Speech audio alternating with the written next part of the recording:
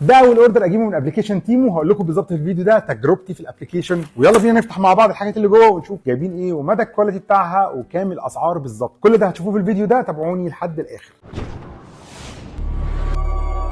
ازيكم عاملين ايه؟ يا رب تكونوا بخير واهلا بيكم في فيديو تكنولوجي جديد. الحاجات اللي انا جايبها من تيمو فيها شويه حاجات تكنولوجيه، وطبعا ممكن تستغربوا هو ايه تيمو ده. تيمو ده ابلكيشن شوبينج عامل زي امازون ونون والحاجات دي كلها اللي انتوا عارفينها يعني. هو ابلكيشن جديد وكان عليه شويه عروض كده، هقول لكم الاسعار اللي انا جبت بيها الحاجات دي وهنشوف هتستاهل ولا ما تستاهلش. وزي ما انتم شايفين ده الابلكيشن ده طبعا اول اوردر ليا، هوريكم بالظبط ايه اللي في الاوردر. الشحنه دي فيها 10 ايتمز، 10 ايتمات زي ما انتم شايفين كده. هوريكم كل حاجه واحده واحده كده ونشوف اسعارها مع بعض. جاهزين؟ يلا بينا.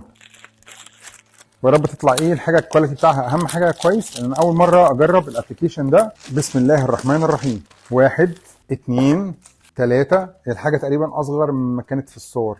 4 5 6 7 8 9 كده 10 يعني، لان هم 2 يعني.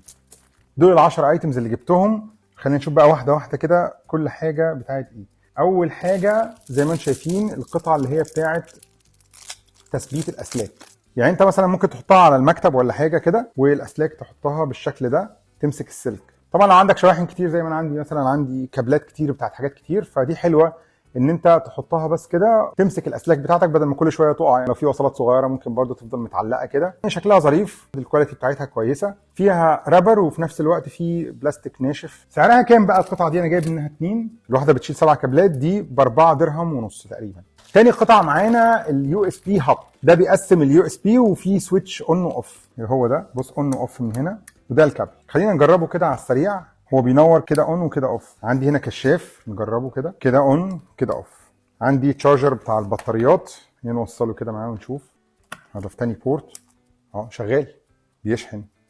هنوصل الشاحن بتاع الهوكي توكي، نشغل اون بيشحن برضو. مش لازم اشيل الكابل بتاع اليو اس بي كل مره. كده طفيتها من الشحن، كده مثلا طفيته من الشحن، كده شغلت ده بس شغلت ده. فانا شايف ان القطعه دي حلوه قوي، بالذات انها كمان مدياني كام بورت بقى؟ 7 بورت. كده احنا جربنا الكهرباء بس. هل ينفع ان احنا نشغل ده بقى على يو اس بي فلاش ديسك؟ احنا عارفين طبعا من المواصفات بتاعته ان هو يو اس بي 2.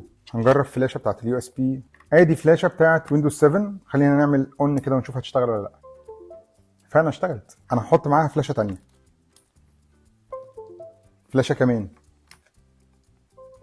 طب فلاشه كمان، طب واحده كمان.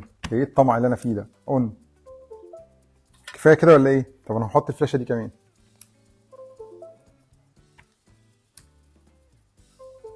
شال 7 فلاشات. بص انا هعمل اختبار لليو اس بي هاب ده دلوقتي. متهيألي المصنع نفسه ما عملش الاختبار ده. انا هحاول انقل ملفات ما بين الفلاشات كده وهشوف هيقدر يستحمل ولا لا.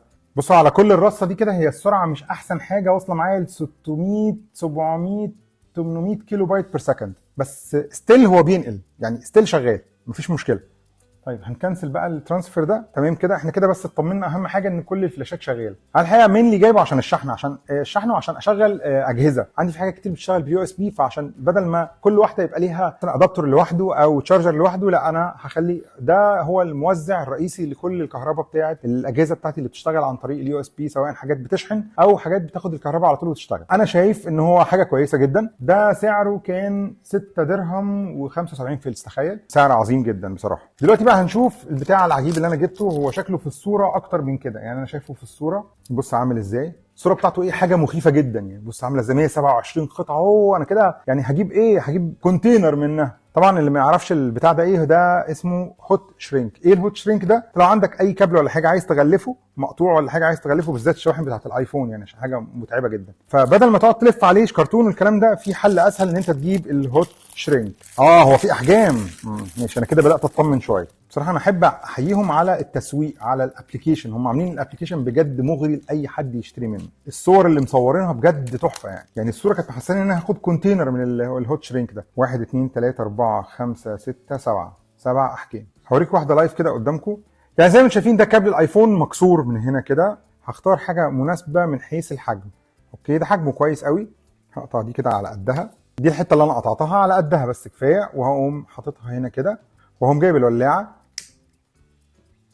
كده. انا حافظت على الكابل بتاعي وعزلته. طبعا سعره 5 درهم و40 فلس. نخش على اللي بعد كده بقى. هذا الاختراع ده عباره عن كلامب صغير كلامب يعني حاجه بتمسك اي حاجه انت شغال فيها. ممكن هنا تثبته على اي ترابيزه ولا حاجه في حاجه معينه انت عايز تشتغل فيها، وليكن مثلا دي مثلا عايز تشتغل فيها، تفتح كده تقوم حاطط الحاجه اللي انت عايز تشتغل فيها، تقوم قافل عليها كده، خلاص مسكتها بالشكل ده. تيبل كلامب او بنش كلامب. مثلا لو حبيت انا اثبت حاجه واخرمها بدريل عادي خالص انا هثبتها بالشكل ده. فدي بالنسبه لي حاجه كانت مهمه جدا، وسعرها هنا 15 درهم ونص. حاجه تانية برضو نفس الفكره اللي هنشوفها دلوقتي في الكرتونه دي، انا مخلي لكم التقايل ورا. تصدق دي جامده جدا، ثابت بمسامير في المكان اللي انت يعني مثلا حطيتها هنا ثبتها بمسامير كده. وهنا عندي كارته عايز الحن فيها شويه حاجات او عايز اصلح فيها حاجه معينه، بدل ما حد يمسكها لي انا ممكن احطها هنا يعني بالشكل ده كده. انا ثبتها اهي، خلاص ثبتها.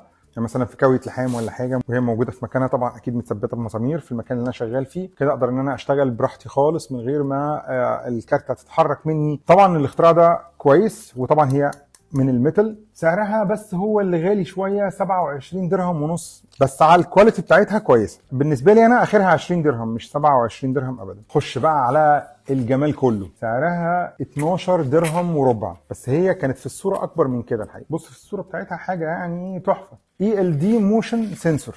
بص هي الكواليتي بتاعها خليني اقول لكم ان هو مش احسن حاجه.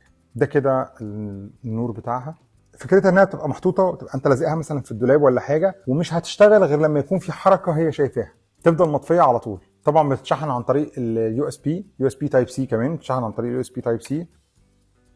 هي دلوقتي طفت صح؟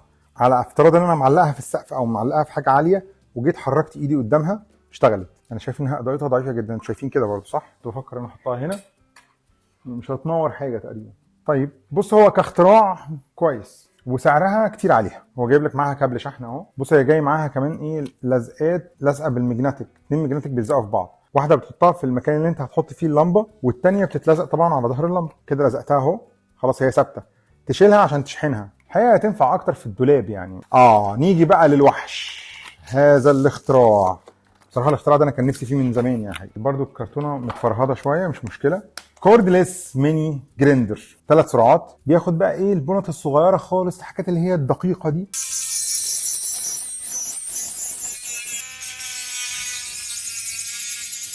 لو تفتكروا الفيديو بتاع الدريل هتلاقوه في الانفورميشن فوق، كنت جايب شويه الحاجات دي. دلوقتي بص هي نفعتني بقى، يعني مثلا ممكن احط ده كده وبقى ممكن ايه اقطع اي حاجه. انا شايف ان هو كويس بصراحه، وبيتشحن كمان 3.6 دي سي، والبطاريه بتاعته 700 ملي امبير. السرعه بتاعته بتبدا من 5000، السرعه الاولى 5000، السرعه الثانيه 10000، السرعه الثالثه 15000 ار بي ام راوند بير مينت، ووقت الشحن بتاعه من ساعتين ل3 ساعات. انا شايف ان هو اضافه كويسه للعده بتاعتي. سعره كام بقى ده؟ 41 درهم، هو سعره غالي شويه. الحاجه اللي قبل الاخيره انا هوريها لكم بس على الايباد. دي حاجه كويسه قوي للطفل ان هو يركب حاجات كده على بعض وتبقى في الاخر مثلا ممكن عربيه وتشتغل كمان بالكهرباء وبالموتور، فيها موتورات. طبعا اكيد مش هعرف اركب كل حاجه موجوده، بس خلينا نستكشف كده اللعبه الاول. دي سعرها اصلا 127 درهم 98 فلس، انا جبتها ب 10 درهم ونص. طبعا عجل بقى ومواتير، وجاي معاها كتاب بيقول لك بقى هي ايه الحاجات بتركب ازاي، ووحده الكهرباء والموتور، هنا ازاي تركب كل حاجه بالتفصيل. انا شايف ان دي فاليو كويسه قوي للطفل ان هو يفكر ويحاول يركب القطع على بعض عشان يوصل لحاجه احسن ما يشتري عربيه جاهزه. انت كده هتعلمه ازاي ان هو يصنع ويفكر ويركب زي ما انتم شايفين كده في الكتيب، وعربيات بقى ليها اشكال مختلفه وحاجات يعني جميله بصراحه. يلا بينا بقى نشوف اخر حاجه، المايك الظريف ده اللي انا مش عارف بصراحه يعني، يا رب ما يخضني. المايك ده كام بقى؟ ب 49 درهم ونص. انا شايف ان هو سعره غالي. بصوا جاي لك بقى بفلتر بقى وحركات. بص ده الستاند بتاعه مع الفلتر، وده المايك. طبعا مايك يو اس بي، عشان ايه؟ عشان الاهتزاز هو هيحطه لك ما بين رابر. وصلناه باليو اس بي. هحكم عليه عن طريق ادوب اوديشن بس. 2 4 6 8 10. والله انا شايف ان هو مش سيء وفي نفس الوقت مش حلو قوي يعني، بس هو الصوت بتاعه كلير، يعني الصوت بتاعه واضح ونظيف، بس محتاج شويه شغل عليه. يعني لازم نعمل له شويه افكتات كده عشان يضخم الصوت شويه ويخليه كويس الحاجات دي. بس هو شكله كميكروفون شكله ظريف، واكيد احسن من الميكروفون بتاع اللابتوب البيلت ان اكيد. فده انا هستعمله في فيديوهات الكورسات اللي انا بعملها. بدل ما استخدم المايك الداخلي بتاع اللابتوب هستخدم المايك ده، وهيكون صوته اكيد انقى واظرف واحسن من الصوت بتاع المايك الانترنال بتاع اللابتوب. بس كده، دي كل الحاجات اللي انا جبتها من تيمو. في حاجات اسعارها شويه مش احسن حاجه، وفي حاجات عليها خصومات، وفي حاجات اسعارها كانت مفاجاه بالنسبه لي. كنت معاكم انا هيثم سلامه، والسلام عليكم ورحمه الله وبركاته.